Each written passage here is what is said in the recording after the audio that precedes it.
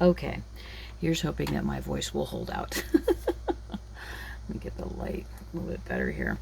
Yeah, I was feeling kind of crummy yesterday. I didn't get a whole lot done yesterday, other than kind of feeling crummy and taking a nap. Being sick when you're my age is just, it's not fun. Anyway, what I did start working on, because I was not quite ready to start like another piece of furniture, although I didn't show this to you the other day. This is the little seat, for the little bench seat for the dressing table. I think I need to do something here on the back to make it look a little, I think I'm going to arch this a little bit. I think that'll look nice.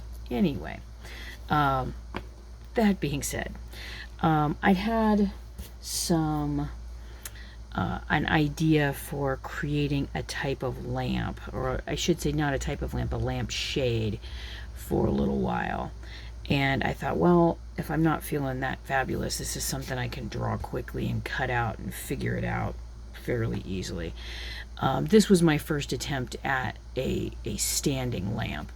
And there's some things that I like about it and things that I really did wrong. The first thing I did wrong was I made it into a pentagon. It needs to be a hexagon, because it needs to be, if you look at it this way, it doesn't look even. Can you tell? Again, I was not feeling great yesterday. So, lesson learned. I think I actually started out, I think this was my first one. And I didn't realize that I needed to also fold these little pieces here. And you can see it's just segmented. It's kind of a little truncated, four-sided pyramid. And I didn't glue any of these together because I kind of wanted to be able to take them apart. I used if you look inside of here, just a little square of cardboard, and then a little bit of a meat skewer, and then I added these beads on because I kind of thought that would be an interesting way to create some more shape with the lamp. And these are just those little beads that I got at the dollar store. I think I've got a bag of them over here that I just use for all kinds of little different things. But I didn't glue anything down because I wanted to test some things and make sure they were correct. Now, what's really cool about these little things, these little lampshades, this little style of them, is you can make them really quickly. Although I really did not get that hole very straight, did I? Because it's like really, this was my first one. And right now, these are, let me tip that up.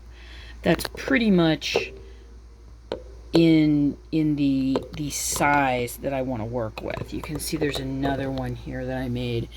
I wanted to see if a toothpick would work as well, and I think for a smaller shade it would, but I don't think that it works as well holding up beads or anything.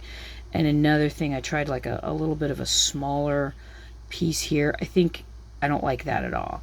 I've used circles, and I think I need to use squares for these particular shades, if that makes any sense. I made another one here, and I think, because I realized what I was trying to do is to redesign a little lamp that was in one of those French 1930s paper furniture pieces that I really, really enjoy. So I really want a big circular bead for this, and then I want a square bottom for it. So while those work really, really well, and you can see again they're in the correct, let me see, I also quickly put one of these together. This worked out pretty well, except for I'm about 1 millimeter off on the width here. I need to make that just a smidge smaller because you can kind of see how this is pushing here, and I don't like that. So I need to make that a tick smaller, and I really do like how that part ended up in the back. But you can see, you know, it works.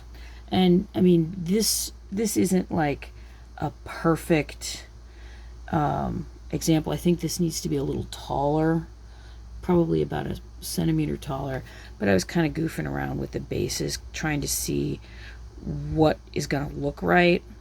And I think for shades that are more angular like this, if I can cover that up, I mean, it's very angular. I think I need to use a square base. So I drew up, let me see if I can tip this back down. I just wanted to show you how kind of easy it was to draw these. These are pretty quick draws. I think these took me about a half an hour. And I basically just kind of created a full sheet on this one side, and over here I've written down what what the measurements are, so I can remember if I like something I can keep it. Now you can see here I've got 1, 2, 3, 4, 5, 6. So this will be the replacement for my kind of goofed up pentagon shaped one. Now for the smaller ones, I'm only using 4. And here I've kind of moved it around. I'm calling this the band. So if you're reading this, and this part up here is the opening. So you can see they've each got just a little tab. They fold in. I think you can probably see it better on this one. You can see where the little tabs are. That's pretty easy. I used a circle for this one, as I will for any of that are six-sided, because I think it will be easier. And this time around I'm going to try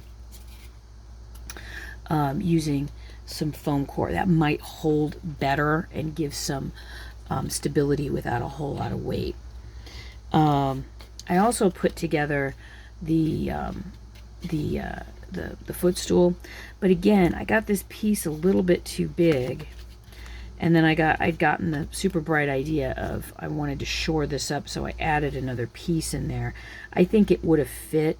You can see how much of a difference there is there. It's about 1 millimeter in difference. So this has some little tweaks, and I'll fix those.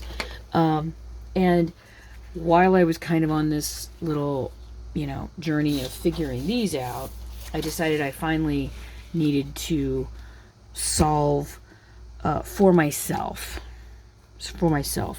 I shy away from this kind of truncated cone shape because I can never quite get them right. And when it comes to like making a little pointy felt hat, it's not that big a deal. I can mush and squish and move things around, but you really can't hide a mistake on one of these. So I looked around and I finally found a method that makes sense to me. It does suck up a little bit more paper, but it makes sense to me. And you can see here, you basically just, and I'll include the little diagram in the link in the download pieces so you can look at it. You basically draw the shape that you want, and I made this one. I think it's 4 centimeters by 2 centimeters, and then continued my lines until they intersected, and that's when you get out a compass. And you take your compass and you set it up on the corner here, and then you set it up on the corner here. And you can see, let me come down here even a little closer. You can see how using the compass, it comes in and does it in the round. I like this method because I understand the mathematics of it without having to like actually sit down and do mathematics. And this took me a matter of minutes to put together, and it comes together very nicely, very neatly. And if I wanted to, I could make a pattern out of this and then cut out fabric and put it on the top, which I think would kind of look kind of cute.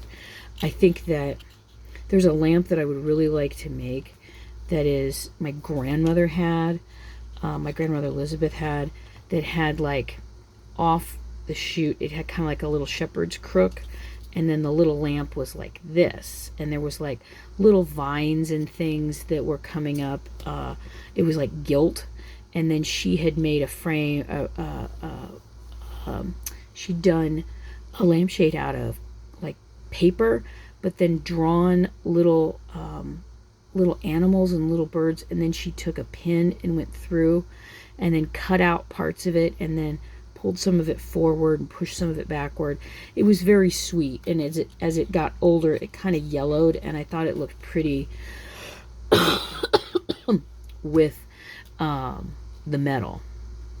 So you can kind of see where this is coming from. And this method is making sense to me. So like I said, I'm going to go ahead and include this in a little download so you guys can look at it if you're having any thoughts about lampshades. So I think what I want for the children's bedroom, because that was something else I was working on, is I think I want the children's bedroom this kind of lamp, but a little bit more shallow, more like this one, with a very bulbous and round. I want it to look like it's sitting on top of a ball almost. And those patterns will be included in some of the releases as well. As you can hear, I'm kind of still feeling crummy. No, I'm feeling better than I did yesterday. So that's why I'm just kind of finishing this little bit out and taking some photographs and pulling some things in to Inkscape so I can work on them. And Aaron's taking very good care of me. So yeah, and if you got any questions about anything how I did any of these, just let me know, and I'll answer any questions. So thank you, patrons, for sticking with me, and I will be back hopefully soon with something more interesting than simply lampshades. Thanks again.